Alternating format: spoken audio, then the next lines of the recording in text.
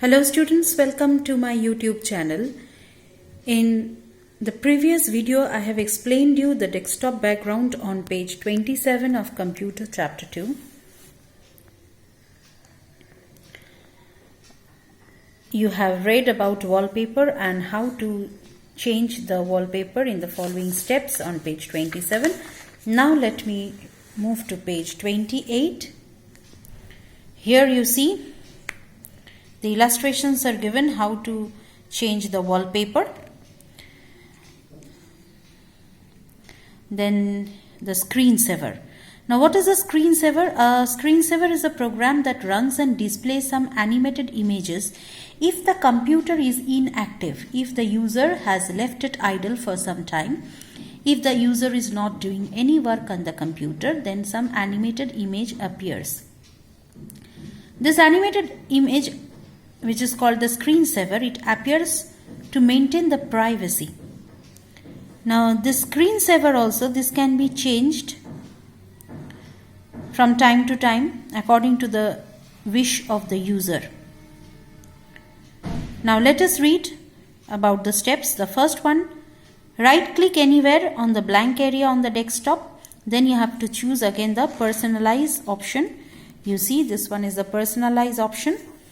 Then from there the shortcut menu appears. Personalize settings, under that a window opens. Lock screen. You see on page 29, point number 2, click on this lock screen option. The illustration is given on page 28. Lock screen. After lock screen, then you go to the screensaver settings. You see point 3, screensaver settings. Dialog box appear. Then the different types of screensaver like 3D, text, blank, bubbles, mystify, photos and ribbons. You see point number 3, these are the several types of screensaver that you get to see. Any one you choose, and then in the wait box, you see this one is the wait box. Here you have to mention the time. After what time the screensaver will appear on your screen, and once you enter the time and click OK, then finally the screensaver is set. Whenever the user leaves it idle, then the screensaver, the animated image, will appear on the screen. Next is shutting down on page 29. After our work is over, completed, then we have to shut down the computer. First step is to click on the start button. After clicking, the start menu appears. From there, from that menu, we have to click on the power button and then finally choose the shutdown option. When we choose the shutdown option, children, the computer will be off, switched off, shut down. Next is the power saving mode. If we want to take break for some time, then we can put the computer in sleep mode or hibernate mode. So these are the two power saving mode, sleep mode or hibernate mode. And if we want to take a short break for some time, then we can put the computer in any of these two modes. So these are power saving mode. It saves the power. Then the sleep mode.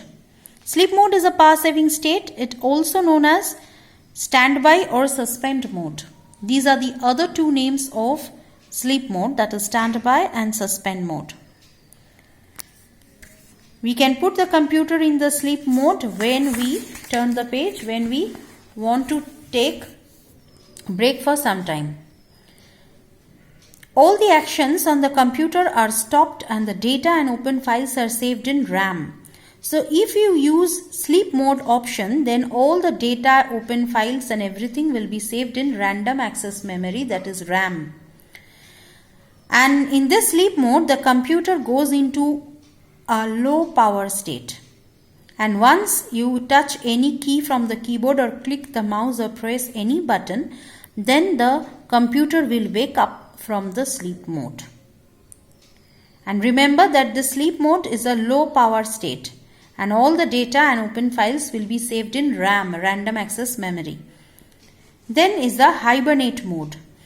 This power saving mode is usually meant for the laptops. So if it is asked which power saving mode is used mainly for laptops, then the answer will be hibernate mode. In this mode, the data and open files are saved on the hard disk. In the sleep mode, you all have read that data and open files are saved in RAM, but here it will be saved in hard disk. And this hibernate mode uses less power than sleep mode. So which mode uses less power? It is hibernate mode. But here the computer takes longer time to resume from hibernate mode than sleep mode.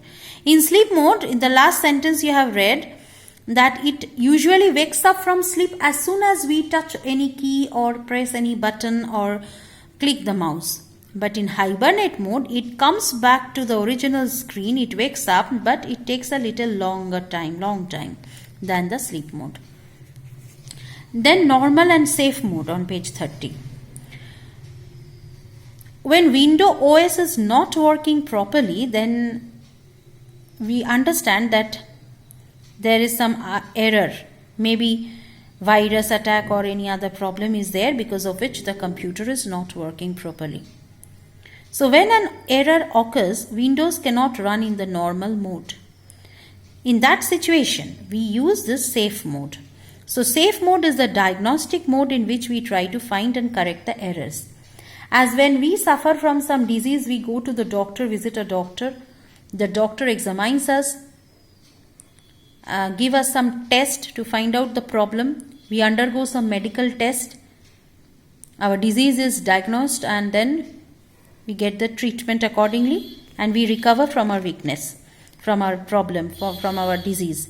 Similarly, this computer, when it is not working properly, if there is any error or any virus attack or anything like that, then we have to use the safe mode, which is also a diagnostic mode. So here this mode helps to find out the errors and correct the errors in computer. Windows OS is used with minimum software when it is placed in safe mode, and when in safe mode the desktop background is replaced with a solid black color, and in solid black color, and the word safe mode will appear in all four corners.